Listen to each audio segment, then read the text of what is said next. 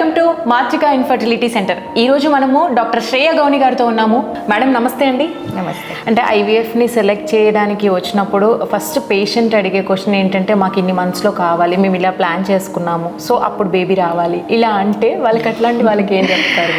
నేను we cannot decide future కదా, మనం ఏదో తయారు చేసి పెట్టట్లేదు కదా, మనమే ఇట్స్ నాట్ ఎన్ ఏమంటారు ఫుల్లీ కంట్రోలబుల్ ప్రాసెస్.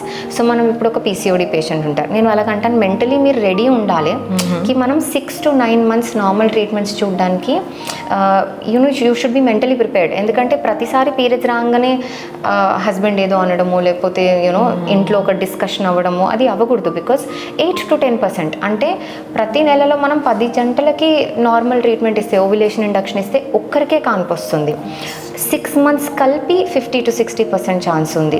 సో ఆ ఛాన్స్ని గుర్తించి, ఇది ఇప్పుడు మనం విత్తనాలు వేస్తాం, ఇలానే పెరగాలి, అలానే పెరగాలి, ఇలానే చెట్టు రావాలి, ఇన్ని రోజుల్లో రావాలని చెప్పలేం కదండి. సో ఇన్నిసార్లు టెస్ట్ చేసిన తర్వాత జస్ట్ ఓవ్యులేషన్ ఇండక్షన్ తను అవ్వట్లేదు అంటే దెన్ నెక్స్ట్ ప్రాసెస్కి వెళ్తాం అనమాట. So you should be prepared for the journey.